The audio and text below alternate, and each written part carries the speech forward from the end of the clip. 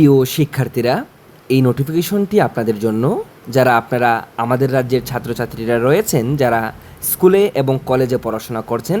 স্কুলে যারা ক্লাস 9 থেকে 12 পর্যন্ত পড়াশোনা করছেন এবং কলেজে যারা পড়াশোনা করছেন ডিগ্রি কোর্সে, যারা এসটি ছাত্রছাত্রীরা রয়েছেন, এই নোটিফিকেশনটি এসেছে আমাদের ট্রাইবেল ওয়েলফেয়ার ডিপার্টমেন্টের পক্ষ থেকে।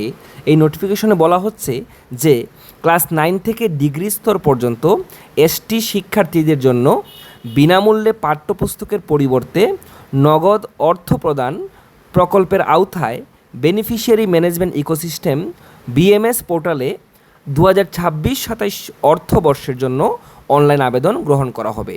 অর্থাৎ আমাদের রাজ্যের ট্রাইবেল ওয়েলফেয়ার ডিপার্টমেন্টের পক্ষ থেকে ক্লাস 9 থেকে ডিগ্রি স্তর পর্যন্ত এসটি শিক্ষার্থীদের বিনামূল্যে পাঠ্যপুস্তকের পরিবর্তে কিন্তু নগদ অর্থ প্রদান করা হয় এবং সেই জন্য আপনাদের কিন্তু আবেদন করতে হবে।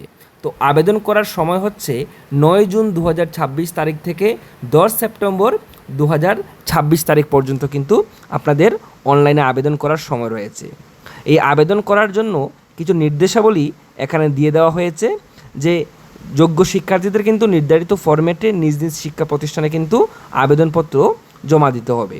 তো আপনারা আপনাদের বিদ্যালয় বা যারা কলেজে পড়ছেন কলেজের সঙ্গে যোগাযোগ করে নেবেন, এই স্কিম সংক্রান্ত ওনারা আপনাদের বিস্তারিত বলে দেবেন। এবং এখানে কিন্তু আপনাদের অনলাইনে আবেদন করতে হবে।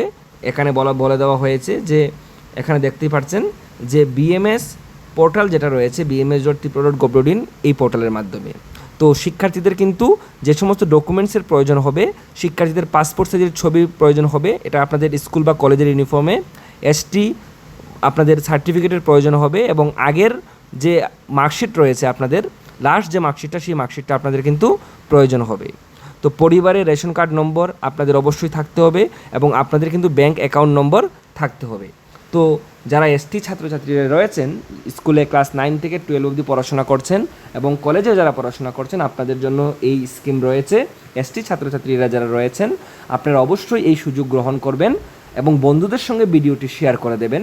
যারা এখনও আমাদের ইউটিউব চ্যানেলটি সাবস্ক্রাইব করেননি, আপনারা আমাদের ত্রিপুরা স্টাডি এভরিডে ইউটিউব চ্যানেলটি সাবস্ক্রাইব করবেন এবং আমাদের ফেসবুক পেজ প্রাণজিৎ বৈদ্য ত্রিপুরা স্টাডি, সেটাও আপনারা ফলো করে রাখবেন। তাছাড়া আপনারা ইনস্টাগ্রামে আমাকে কোয়েরিজ থাকলে জিজ্ঞেস করতে পারেন।